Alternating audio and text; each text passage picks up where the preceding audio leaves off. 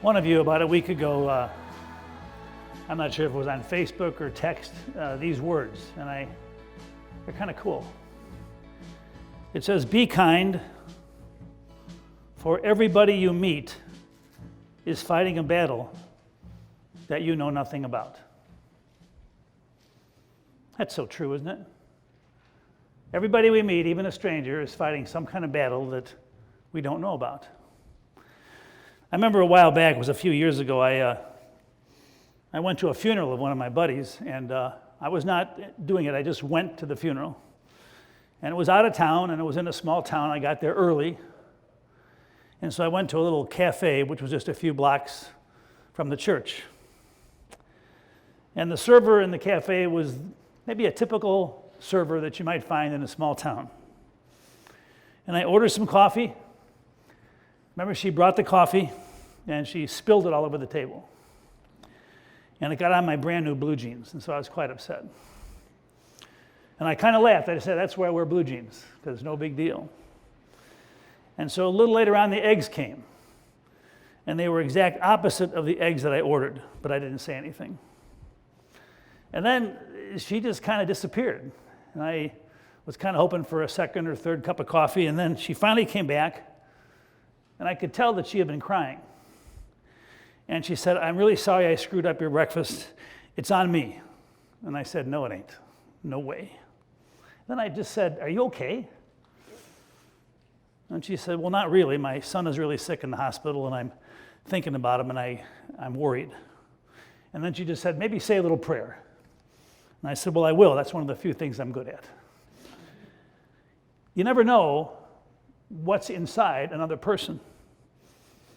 Yesterday morning, when I got here, Jim Melka and his Raiders were putting the landscaping by the sign. If you take a minute, it's beautiful, just beautiful. And I was thinking to myself, after reading those words about being kind, you never know what they're going through. All 5 or 6 of those guys who are doing that are going to go home later today. And you never know what they're going through. To me, at that moment, they're just landscapers, but they're human beings. And each one of them probably has a battle inside that we don't know about. I spent some time outside by the sign this morning. In fact, believe it or not, there was an incredible sunrise this morning. I mean, the sky was orange, and then the sun came up, this big ball of orange, and of course it changed quite dramatically. And I just stood there. I was watering the bushes before it rained, and I saw the sign, "Oasis of Peace." I kept thinking about those words. And I probably thought about them too often. I should have been in my office writing my sermon, but all I could think about were those words about being kind and an oasis of peace. And that's why we're here. You know, I'm flawed as your minister. We all have flaws. Our church is far from perfect, but our church needs to be, if anything else, an oasis of peace. It needs to be a place where you can come on Sunday or Thursday or even during the week, where when you walk inside, you know that you are accepted and loved, and that's the foundation of who we are. It's a place where a mom can come to cry and sit here because she's worried about her son. It's a place where a landscaper can come after a long day and think about himself and his family. I think of one of our members who used to be here almost every Sunday morning, and she sits in the back row. And Jackie's mom is well into her 90s and very frail. Jackie's sister is getting older, and she's been living with Down syndrome with her mom for years and is pretty much wheelchair bound. And Jackie still works part-time, and she's over at her mom's and her sister's house every single day, before work, after work, until dark. And basically her life at this point is no longer her own. It's chaotic, and yet somehow, inside her soul, she needs to feel a sense of peace. An inner peace knowing that right now this is my calling, to take care of my mom and my sister, and letting the people at All Saints know that I still deeply care about that place. See, inner peace is something that's very intangible. Life can be chaotic on the outside. Life can be unpredictable on the outside. but somehow in the inside, knowing that in our guts is where God's Spirit lives, gives us the strength to face all those moments where we wonder if we can go on one more day. The gospel this morning is utterly confusing. I'm just being totally honest.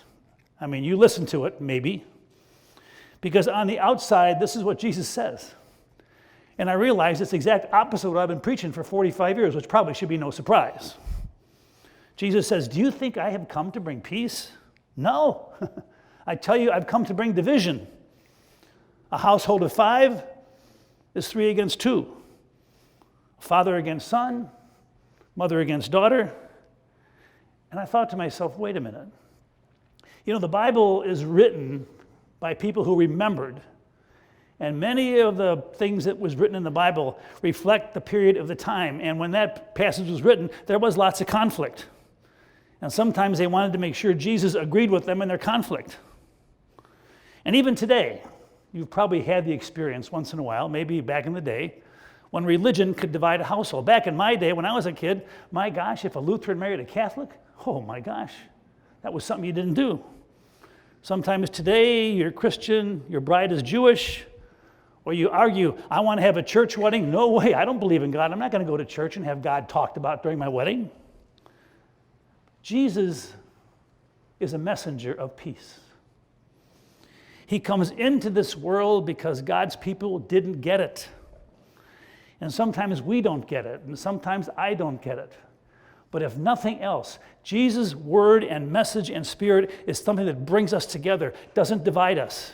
It can't. That's why we're here. You know, with weddings, I have a reputation for being pretty open. Sometimes people will say, call Don because he'll marry anybody.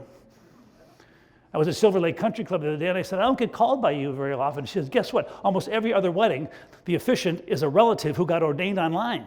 It took me 8 years, not 35 minutes. This one couple comes in and is in my office, and they say, Pastor Don, I understand you're pretty open. And I said, well, I hope to be. And they said, well, I have just one request.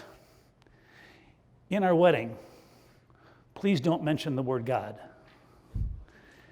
And I said, I'm open, but not stupid. I passionately believe in God. And I passionately believe in the openness of other religions. But the foundation of my faith and my life is believing in God. It ain't going to happen. Peggy and I went to a wedding last weekend. It was a beautiful venue. It was outside. It was a beautiful night and everything. And it was interesting. We were just people that sat there. And in that wedding, the word God was not mentioned once. And I thought to myself, that's okay. But I looked around at the grass and the trees and the variety of God's people. And God was all over the place. His spirit and his love and his goodness. And I just wanted to stand up and I say, at least we know God is here, blessing this occasion. Remember those bracelets that were popular years ago? WWJD? What would Jesus do? And at first I thought, just another gimmick to sell something. But then I thought to myself, isn't that what we preach every Sunday? There's a situation, somebody needs help, somebody doesn't have enough, somebody needs some encouragement. What would Jesus do? Reach out and make a difference. And so I was thinking the other day of a couple that has not been here for years. And when they were here, they were kind of crabby. And they moved away a little south of here, and eventually they went into assisted living, and for the most part, they kind of dropped out of the church. And yet I found out through a couple in the church that they were both very frail and that the husband was near death. And I thought to myself, well, that's really not my issue anymore because they haven't been here in 20 years. And I couldn't get them out of my mind. And I thought about that bracelet. What would Jesus do? And then I thought about my next bracelet I'm going to make for you guys. It's going to be WWASD. What would all saints do? And I thought about the sunrise this morning. I thought about you and your giving spirit. I thought about blessed are the poor, blessed are the meek, and blessed are the humble. And so at the last minute I went there. And I walked in their room, and the husband was lying in bed, totally uncovered. His wife was over here. She could hardly move. So I went in and I covered him up, and I helped her into her chair. And I was thinking about you guys, and I was thinking about the gospel. And I thought to myself, what would all saints do? And so I said, would you like to have communion? And she cried. And I rediscovered exactly where Jesus lives every single day. Amen. If you're able to, please rise for the creed. It's on page 105.